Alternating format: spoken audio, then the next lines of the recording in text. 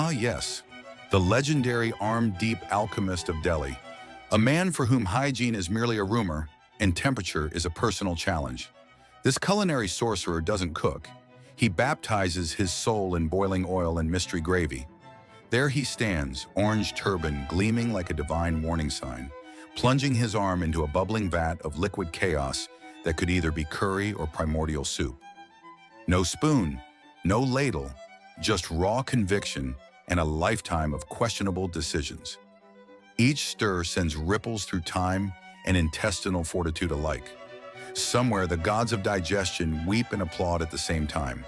The crowd watches in reverent silence, as if witnessing a miracle, or a workplace accident in slow motion. You can almost hear the sizzle of his knuckles harmonizing with the cries of food safety inspectors across the world. And yet, he does it with such grace, such meditative confidence, that you start to wonder, maybe we're the ones doing it wrong. Maybe true flavor only emerges when you sacrifice a layer of skin to the curry gods. By the end, his hand has transcended the mortal realm, a spice-soaked relic of street food devotion.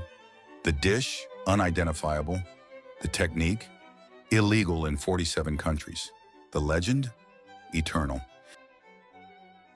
Ladies and gentlemen, feast your eyes on the diesel grill prophet, a man who doesn't cook burgers.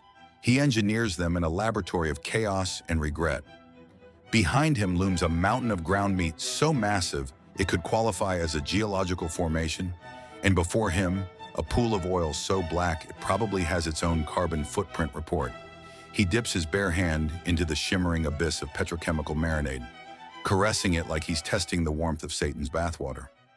Each patty he forms is a miracle of industrial chemistry, a hybrid fusion of beef, egg, and existential crisis. You can practically hear the motor oil whisper, "I used to lubricate tractors, now I season dreams." No spatula, no grill, no fear, just pure human defiance sizzling at 180 degrees of probable contamination. The crowd stands mesmerized, inhaling the fumes of destiny and diesel, wondering whether this is food or performance art sponsored by a repair shop. And when the final burger emerges, glossy, glistening, and faintly flammable, it's not a meal. It's a declaration, a statement that says, taste may fade, arteries may fail, but legends are deep fried. Welcome to the Finger Fusion Institute of Delhi, where recipes aren't made, they're massaged into existence. Here, culinary technique has transcended mortal utensils. Each ingredient meets its fate in a colossal metal basin that doubles as both a mixing bowl and a moral test. The chef begins by summoning an unholy alliance of noodles, onion, flour, and mystery oils of unknown origin. He doesn't measure, he feels the vibe. Every handful squeezed, crushed, and kneaded into spiritual submission. As the line between dough and hand becomes beautifully irrelevant, the mixture thickens, bubbling with potential food crimes and faint echoes of street poetry. Then comes the sacred moment, a ladle of turmeric paint dumped with divine recklessness, turning the concoction into something between batter and radioactive lava. The chef stirs with one hand while contemplating the futility of soap with the other. Around him, spectators whisper in awe, unsure whether they're watching cooking or a seance for carbohydrates. Finally, the yellow sludge is elevated to its true purpose, fried redemption. The chef pinches off handfuls of golden chaos and drops them into oil so dark it might have been siphoned from an abandoned auto rickshaw. The sizzle is immediate, biblical. The air fills with the aroma of ambition and questionable hygiene. The result? Crisp, untraceable fritters that could be either noodles, onions, or a legal liability. But none of that matters because in this kitchen, flavor isn't tasted, it's survived. Behold, the insect tea maestro of Calcutta, the only man who treats sugar like a community project. His table swarms with more life than a rainforest, and yet he stirs on, fearless and unbothered.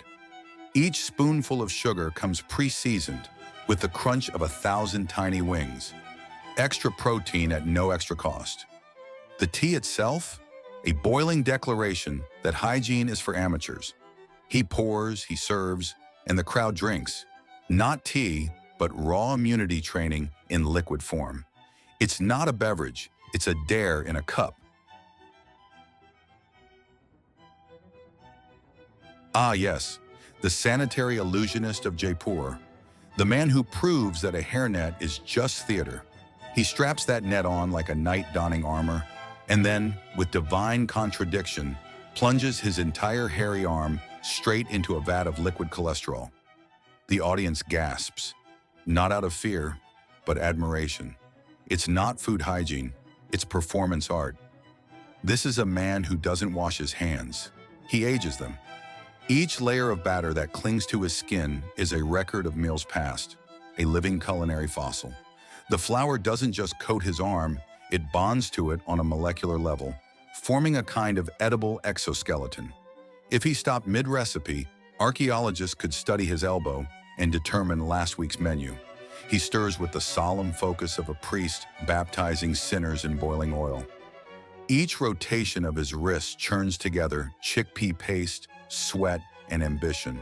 Around him, the air thickens with the scent of fried repentance.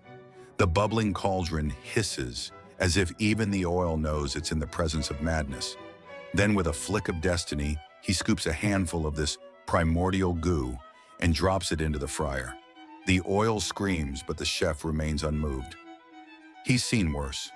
What emerges seconds later are golden abominations of delight, the kind of snacks that make your arteries pray and your taste buds cry tears of guilty joy. He doesn't sell food, he sells temptation battered and deep-fried. Hygiene has fled the scene, reason has packed its bags, and yet somehow, you still want one. Because deep down, you know, this isn't cooking. This is culinary Darwinism, survival of the greasiest.